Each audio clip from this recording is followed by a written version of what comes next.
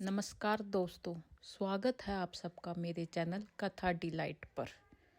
तो आज मैं आप लोगों के लिए लेके आई हूँ एक अनसुनी कहानी रामायण के युग की कि जब सीता जी ने भोजन बनाया तो उनके भोजन पर कोई भी खाने के लिए नहीं आया। जी हाँ, तो क्या कहानी थी, क्या हुआ था, यही सब इस कहानी में है जो रामायण में भी नहीं दिखाया गया है। तो चलिए शुरुआत करते हैं। लंकापति रावण के वध के बाद जब अयोध्यापति प्रभु श्री राम की कीर्ति दूर दूर तक फैल रही थी और वह मर्यादा पुरुषोत्तम कहलाने लगे थे, तब एक दिन महादेव शिव की इच्छा भी मर्यादा पुरुषोत्तम श्री राम से मिलने की हुई। पार्वती जी को संग लेकर महादेव कैलाश पर्वत से उतरकर अयोध्या नगरी में रास्ते पर चल पड़े। भगवान शिव और माता पार्वती को अयोध्या आया देखकर श्री सीताराम जी बहुत खुश हुए। माता जानकी ने उनका उचित आदर सत्कार किया और स्वयं भोजन बनाने के लिए रसोई में चली गई। इस बीच भगवान शिव ने श्री राम से पूछा, आपके सेवक हनुमान जी दिखाई नहीं पड़ रहे हैं। श्री राम जी बोले, वो बगीचे में है। शिव जी ने श्री राम जी से बगीचे में जाने की अनुमति मांगी और पार्वती जी का हाथ थाम बगीचे की ओर चल गए। बगीचे की खूबसूरती देखकर उनका मन मोहित हो गया। आम के एक घने वृक्ष के नीचे हनुमान जी दिन दुनिया से बेखबर गहरी नींद में सोए हुए थे और एक लय में खराटों से राम नाम की ध्वनि उठ रही थी। चकित होकर शिवजी और माता पार्वती एक दूसरे की ओर देखने लगे। माता पार्वती मुस्कुरा उठी और वृक्ष की डालियों की ओर इशारा किया। राम नाम सुनकर पेड़ की डालियां भी झूमने लगी थी और इनके बीच से भी राम नाम का उच्चारण हो रहा था। शिवजी इस राम नाम की धुन में मस्त मगन होकर खुद भी राम राम कहकर नाचने लगे। माता पार्वती जी ने भी अपने पति का अनुसरण किया और अपने कोमल पांव थिरकाने लगी। शिवजी और पार्वती जी के नृत्य से ऐसी झनकार उठी कि स्वर्गलोक के देवतागण भी आकर्षित होकर बगीचे में आ गए और राम नाम की धुन में सभी मस्त हो गए।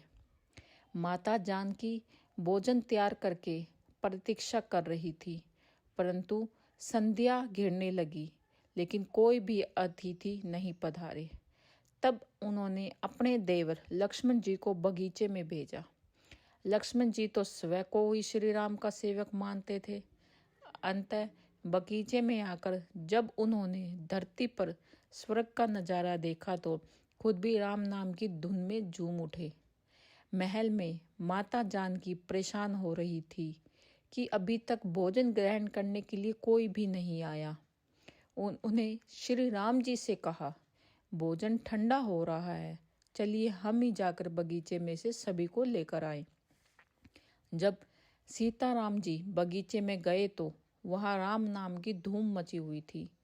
हनुमान जी गहरी नींद में सोए हुए थे और उनके खराटों से अभी तक राम नाम निकल रहा था। श्री सिया राम भाव विहल हो उठे। राम जी ने हनुमान जी को नींद से जगाया और प्रेम से उनकी तरफ निहारने लगे। हनुमान जी प्रभु को आया देख शीघ्रता से उठ खड़े हुए। नृत्य का समा भंग हो गया। शिवजी खुले कंठ से हनुमान जी की राम भक्ति की सराहना करने लगे। हनुमान जी की संकुचाए लेकिन मन ही मन बहुत खुश हो रहे थे।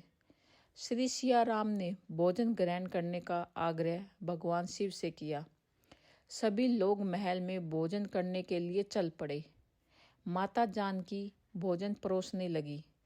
हनुमान जी को भी श्री राम जी ने पंक्ति में बैठने का आदेश दिया।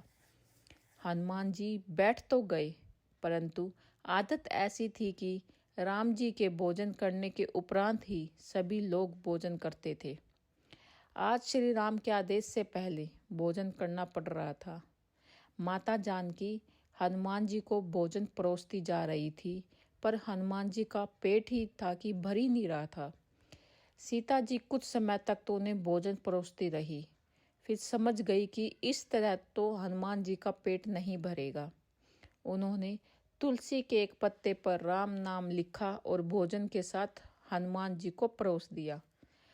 तुलसी पत्तर खाते ही हनुमान जी को संतुष्टि मिली और वह भोजन खाकर उठ खड़े हुए। भगवान शिव ने प्रसन्न होकर हनुमान जी को आशीर्वाद दिया कि आपकी राम भक्ति युगों युगों तक याद की जाएगी। आप संकट मोचन कहलाएंगे। संकट हरे मिटे सब पीरा, जो सुमीरे हनुमत बलबीरा। जय श्री राम। धन्यवाद।